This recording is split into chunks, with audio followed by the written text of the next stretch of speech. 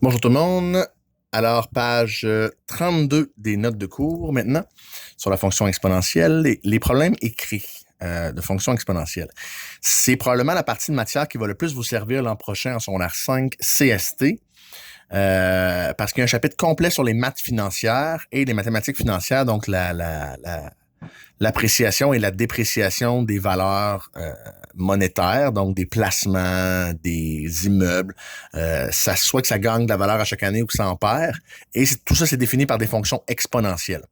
Donc, cette partie-là de matière, si vous la maîtrisez bien cette année, l'année prochaine, vous allez trouver le chapitre très facile. Donc, 3 exemples ici. Ce qu'il faut faire, en fait, c'est identifier la valeur de A et la valeur de C dans notre équation à partir du texte. Donc, on commence toujours avec notre équation exponentielle. F de x est égal à A multiplié par C exposant x. Et on cherche notre A et notre C. Je vous rappelle, A, c'est la valeur initiale et C, c'est le facteur multiplicatif. Donc, c'est ce par quoi on va multiplier c'est ce par quoi on va multiplier, en fait, en exponentielle. OK? Je vous lis le problème. Vous allez voir, on va être capable de définir ça à partir du texte. Une colonie compte présentement 12 bactéries. Chaque heure, le nombre de bactéries double. Combien de bactéries y aura-t-il dans 8 heures? Donc d'abord, on se demande c'est quoi la valeur initiale. La valeur initiale, on dit il y a présentement 12 bactéries. C'est clair que c'est 12. Le facteur multiplicatif maintenant, qu'est-ce qui se passe avec nos bactéries? De quelle manière ils augmentent? Par quoi ils sont multipliés? Bien, on dit qu'à chaque heure, le nombre de bactéries double. Bien, quand ça double, le facteur multiplicatif, c'est 2. Donc, notre équation, c'est f de x est égal à 12 multiplié par 2 exposant x.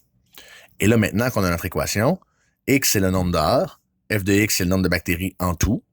Donc, ce qu'on cherche, c'est combien de bactéries après 8 heures. Donc, on cherche f quand x vaut 8. OK, on cherche le nombre de bactéries pour 8 heures. Donc, on remplace le x par 8 et on calcule. Donc, f de 8, ça donne 12 multiplié par 2 exposant 8. 2 exposant 8 multiplié par 12, ça donne 3072.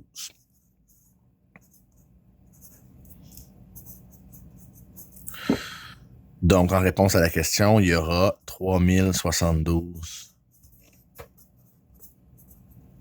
bactéries dans la colonie après 8 heures. OK? Deuxième question. Chaque année, la population de grenouilles d'un petit boisé est réduite de 5% par rapport à l'année précédente. Si le boisé compte actuellement 2000 grenouilles, combien restera-t-il de grenouilles dans 10 ans? Encore une fois, ce qu'on cherche, nous, c'est la valeur initiale. La valeur initiale, c'est 2000. Pour l'instant, il y a 2000 grenouilles. Le facteur multiplicatif, maintenant, c'est moins évident que dans le premier. Dans le premier, ça doublait, fois 2, facile. Ça triple, fois 3, facile. Ça réduit de moitié, fois une demi, peut-être. Ouais, OK, fois une demi, facile. Ça réduit de 5%, c'est plus compliqué un peu. OK? Mais imaginez, dans le fond, si ça réduit de moitié, c'est 0,5. C'est une demi. Donc, c'est comme si ça avait réduit de 50%. Finalement, ce qu'on fait quand on a une réduction ou une augmentation d'un pourcentage, c'est qu'on part de 100%, puis on ajoute si c'est une augmentation, ou on enlève si c'est une réduction. Ici, c'est une réduction de 5%, donc on part de 100%, puis on enlève 5%. Donc, notre facteur multiplicatif, ça va être 95%. Pensez-y à ça de cette manière-là. Pensez à ça de cette manière-là. À l'an 2, il va rester 95% des grenouilles qu'il y avait à l'an 1. Si on a perdu 5%, il en reste 95%. OK? Donc, si on veut calculer l'an 2, par exemple, on va prendre notre 2000, puis on va calculer 95% de 2000. Donc, notre facteur multiplicatif, ça va être, on va l'écrire en décimale, notre pourcentage, ça va être 0,95 pour que ça réduise. Et là, à chaque fois qu'on va multiplier par 0,95, ça va réduire notre nombre de 5%. Et dépendant du nombre d'années qui est passé, on va pouvoir calculer. Donc là, ce qu'on cherche, c'est dans 10 ans. Notre équation, ce serait f de x est égal à 2000 multiplié par 0,95 exposant x. Et là, notre x, ça va être notre nombre d'années. Là, on veut savoir, nous, pour 10 ans, qu'on va remplacer x par 10. On va avoir 2000 multiplié par 0,95 exposant 10.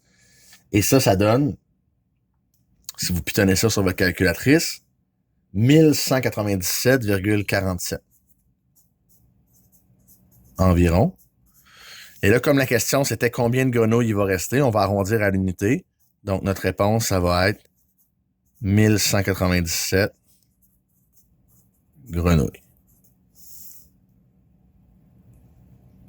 OK? Troisième problème. Jean-Michel s'est procuré une toile de peinture très recherchée il y a 3 ans. Présentement, la valeur de cette toile est estimée à 10 500 $. On sait que la valeur de cette toile augmente de 10 % à chaque année. Quel montant pourra-t-il la revendre dans 5 ans? C'est sensiblement le même problème, mais là, on a une augmentation, comme je vous disais tantôt. Donc, bon, premièrement, notre valeur initiale, la toile au départ vaut 10 500 $. Notre facteur multiplicatif, ben, c'est une augmentation de 10 %. Là. Alors, on part de 100 %, on ajoute le 10, ça donne 110 %. En décimale, ça s'écrit 1,10. 1,1, le 0 n'est pas obligé, mais puisque c'était 10 % pour ne pas être mêlé, mettons. Donc, notre équation, notre fonction, ce sera 10 500 multiplié par 1,10 exposant x, où x, c'est notre nombre d'années. Et là, on veut savoir pour 5 ans. Alors, on va remplacer x par 5 et on va pitonner ça. Et si on fait 10 500 multiplié par 1,1 exposant 5, ça donne 16 910 et 36. $. Donc, c'est la réponse finale. On va pouvoir la revendre autour de 16 910 et 36 dans 5 ans. Alors ça, cette section-là sur les problèmes écrits, c'est vraiment des problèmes de lecture. Donc, il faut être capable de décoder dans le texte le A et le C. Okay, donc, la valeur initiale, le facteur multiplicatif.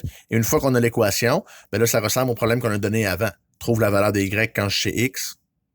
On peut trouver ça. Donc, voilà pour les notes de cette semaine.